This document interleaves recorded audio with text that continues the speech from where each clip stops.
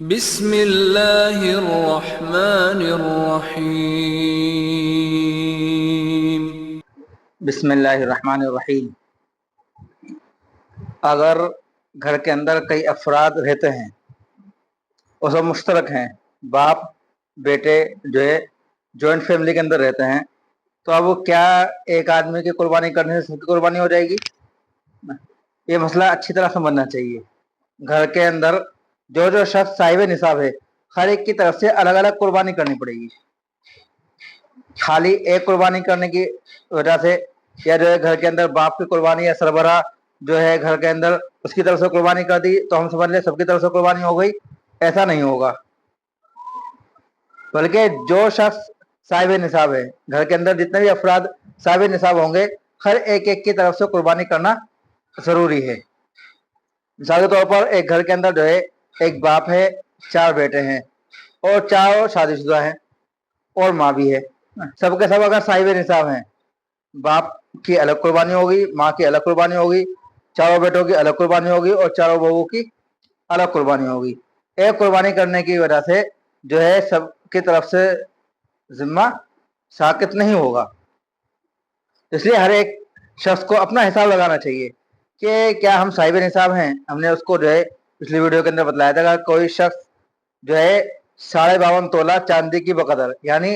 612 gram چاندی کی جو قیمت آج کے ریٹس کے اعتبار سے اتنا پیسہ کیش کی شکل میں ہو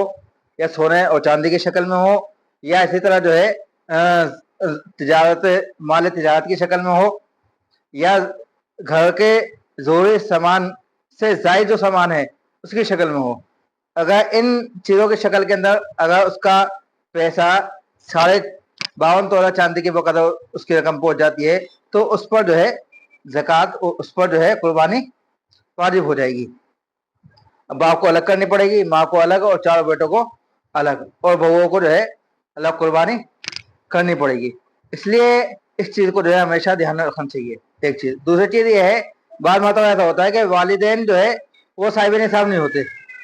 بیٹا صاحب نصاب ہو جاتا ہے تو بیٹے نے جو ہے جانور خریدا۔ اب بیٹا کرتا یہ ہے کہ جانور خریدنے کے بعد وہ قربانی اپنے والدین کی طرف سے یا والد کی طرف سے کرتا ہے، اپنی طرف سے نہیں کرتا، حالانکہ واجب جو ہے وہ اولاد پر، بیٹے پر ہے، وہ قربانی کر رہا ہے باپ کی طرف سے، تو قربانی باپ کی طرف سے تو ہو جائے گی لیکن وہ نفلی قربانی ہوگی، اور جو اس پر واجب قربانی تھی اس کا گناہ اس کے ذمہ رہ جائے گا۔ تو اس لیے اگر بیٹے پر قربانی واجب ہے تو بیٹا پہلے اپنی طرف سے قربانی کرے۔ باپ کی طرف سے اگر قربانی کرنا چاہ رہا ہے تو پھر وہ بعد میں جو ہے اگر اس کا استعمال ہے اور دونوں کی طرف سے قربانی کر سکتا ہے تو پھر پہلے اپنی نیت سے جو ہے